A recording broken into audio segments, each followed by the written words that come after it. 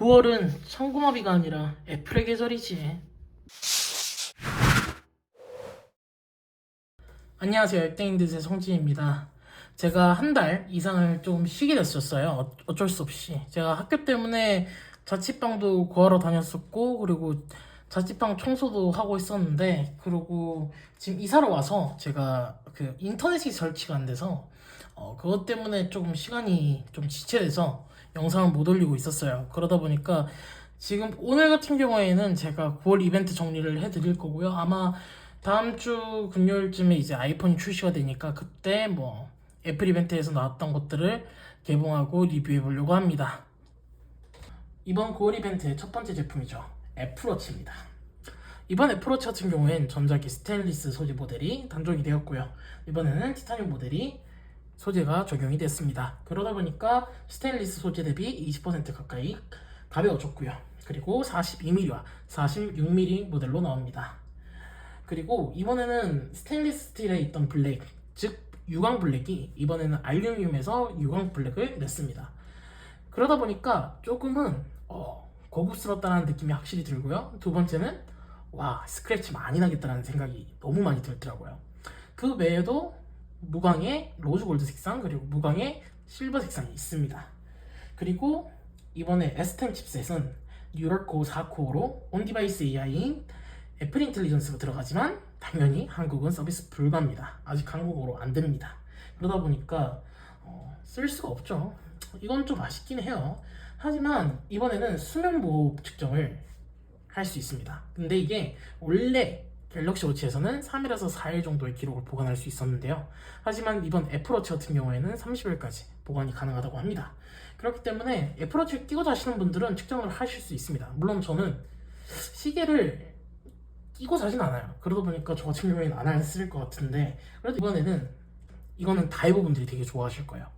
수심 센서가 6mm까지. The depth app launches automatically when submerged, allowing you to see depth to 6 meters or about 20 feet, along with water temperature, which is also visible in the workout app for pool and open water. 아마 이거는 쓰시는 분들이 거의 없을 거예요.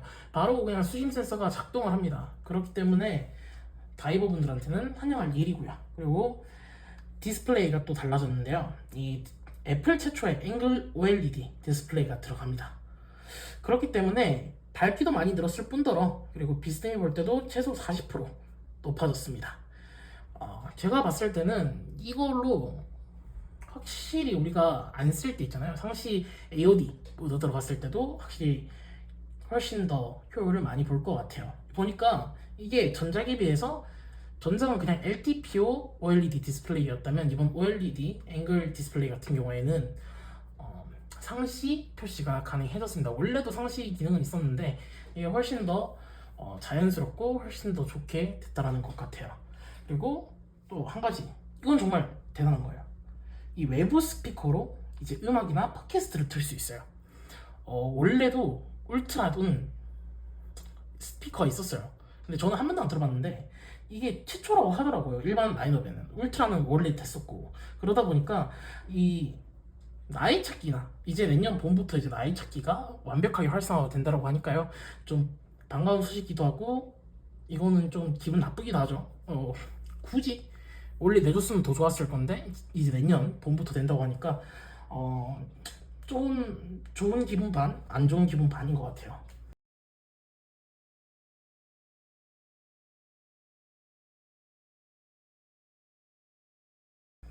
그리고 이번에 애플워치 같은 경우에는 블랙 케이스가 나왔죠. 블랙 케이스가 나왔는데 일단은 저는 딱히 관심은 없습니다.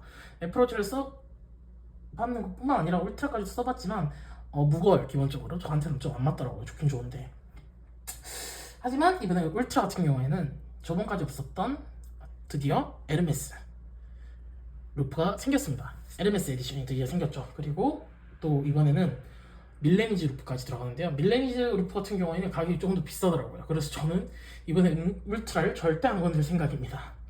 이번 울트라 같은 경우에는 너무 변경점이 없었기 때문에 저도 안 살 것 같아요. 이번 애플워치 10 같은 경우에는 꽤나 많은 것들이 변화했고, 그리고 괜찮은 성능과 그리고 효율까지 보여주고 있는데요. 울트라 같은 경우에는 아마 다음 세대, 아마 내년쯤에 울트라 3가 조금은 더 다양한 기능으로 돌아오지 않을까라는 생각이 듭니다. 이제 그리고 에어팟 4세대인데요. 근데 제가 이런 이어폰 그리고 음질 같은 경우에는 그렇게 전문적인 지식을 갖고 있지도 않고 잘 몰라서 일단은 제가 알고 있는 정도로만 말씀드릴게요. 일단 에어팟 4세대는 액티브 노이즈 캔슬링이라는 이제 프로에 들어가던 기능이 들어갑니다. 근데 이게 액티브 노이즈 캔슬링 모델이냐 아니냐에 따라서 좀 급 차이가 있어요. 그리고 가격 같은 경우에는 두 개 다 괜찮고요. 근데 저 같으면은 액티브 노이즈 캔슬링을 쓸 것 같아요. 액티브 노이즈 캔슬링이 확실히 편해요. 왜냐면 주변 소리 같은 경우에도 차단을 하면서 그리고 음질까지도 좋으니까요. 노이즈 캔슬링이 그러니까 외부 소음을 차단하는 기능이 되게 좋은 거거든요. 그냥 딱 직역을 하면 딱 되는 거기 때문에 저는 액티브 노이즈 캔슬링 모델이 제일 좋을 것 같아요. 물론 저는 프로 2세대 C타입 모델이 있어가지고 물론 애플에서 나온 액티브 노이즈 캔슬링은 다 써봤지만 굳이 에어팟 일반 세대로 내려가기에는 좀 그럴 것 같아요. 가격도 그 정도 괜찮긴 한데 제가 하나도 사기에는 그래요. 근데 이 액티브 노이즈 캔슬링 모델이 약간 제가 아까 말했다시피 급 차이가 들어갑니다. 이게 빠지는 게 케이스 스피커가 빠져요. 이게 애플에서 나온 2022년에 나온 에어팟 3세대도 없고요. 그리고 이제 프로 2세대부터 적용이 됐는데요. 이 스피커가 없으면 나이 찾기를 했을 때 케이스에서는 소리가 안 납니다. 물론 이어버드를 잃어버리면 어떡하냐라고 하지만 그것도 소리가 조금씩은 나지만 에어팟 케이스가 그래도 조금 더 중요하죠. 그러다 보니까 케이스에는 스피커가 빠지고요. 그리고 무선 충전도 불가하다고 합니다. 그리고 에어팟 맥스는 이건 좀 한숨이 나와요. 이거는 세대가 달라진 것도 아니고 그냥 C타입이 들어가고 신규 색상인 오렌지가 들어간답니다. 그리고 가격은 동일하대요. 굳이? 라는 생각이 들어요. 저는 에어팟 맥스 안 낄 것 같아요. 일단은 대구는 데프리카예요. 오늘까지도 거의 한 33도가 유지되고요. 낮에 떠 죽어요. 그렇기 때문에 이거 끼는 순간 귀에 자동으로 물이 흡수될 거예요. 그렇기 때문에 저는 에어팟 맥스는 절대 안 살 것 같습니다. 이제 조금 이 애플 9월 이벤트의 약간 주인공 같은 아이폰의 차례인데요. 아이폰 16. 근데 이거는 지금 제가 아이폰 15로 지금 촬영도 하고 있고 그리고 제가 메인으로 쓰고 있죠. 지금 기기는 핸드폰은 지금 아이폰 15밖에 없어요. 그거밖에 없기 때문에 지금 쓰고 있는데요.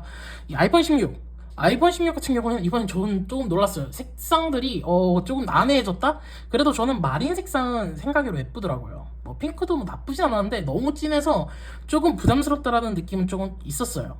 그래도 저는 만약에 일반 라인업을 살 것 같다면 저는 마린을 살 것 같습니다. 아니면 핑크를 사서 제가 지금 들고 있는 아이폰 15의 핑크와도 비교를 할 수 있겠는데 너무 다른 걸 아니까 굳이 안 살 것 같고요. 그리고 일단은 그린 색상 그게 제일 난해하더라고요. 이거는 S22 울트라 그 카키색 아시나요? 저는 그 색상을 알거든요. 예뻐요. 예쁜데 그 카키 색상이 조금 떠올라요. 그러다 보니까 그린은 절대 안 쓸 것 같아요. 그러니까 S22 울트라는 그 디자인과 그 카키색이 잘 어울렸지만 아이폰 16은 카키색이랑 아이폰 16이 디자인이 맞지는 않았던 것 같습니다. 그리고 이번에 조금 대대적으로 다른 게 바로 칩셋이죠. 애플 인텔리전스를 위해서 원래 같은 경우에는 일반 라인업 같은 경우에는 작년에 나왔던 프로 시리즈에 들어갔던 칩셋을 원래 넣습니다. 하지만 이번에는 A18과 A18 프로로 나눠지는데요. 이건 제가 보기에는 애플 인텔리전스 때문에 그런 것 같아요. 이 애플 인텔리전스 덕분에 그래도 이 램 크루즈라고 하죠. 애플이 8기가 램을 넣어줬습니다. 아이폰 16 일반 라인업에도. 그렇기 때문에 저는 이번에는 진짜 가격 대비 제일 괜찮다고 생각해요. 16은요. 그리고 이 16에서는 또 카메라도 또 달라진 게 있습니다. 바로 이제 캡처 버튼도 있을 거고요. 그리고 초광각은 드디어 12메가픽셀 그리고 오토포커스 AF 기능이라고 하죠. 물론 S24 기본 시리즈는 아니고 S24 일반용 모델 있잖아요. 거기에도 지금은 AF 기능 없습니다. 자동 초점인데요. 그거 없으면 좀 불편하긴 해요. 그리고 조금 더 좋아지는 건요. 바로 광각이 48메가픽셀로 바뀝니다. 기존 24메가픽셀에 48메가픽셀이면 거의 2배 정도가 늘었고요. 그리고 이제 칩셋에 대해서 얘기를 할 거예요. 이 2세대 3나노 공정. 저번 아이폰 15 프로에서 나왔던 1세대 TSMC에서 나온 거죠. 그 발열이 좀 많이 심각했었죠. 근데 이번에 이 A18 칩셋은요 2세대이고요. 성능 코어 2개, 효율 코어 4개로 이루어져 있습니다. 그리고 CPU 같은 경우엔 전작 대비 30% 향상, 그리고 전력 같은 경우에도 30% 정도를 절감시킨다고 합니다. 그렇기 때문에 효율도 좋고, 그리고 성능 같은 경우에도 향상된 거라고 볼 수 있습니다. 그리고 이제 GPU죠.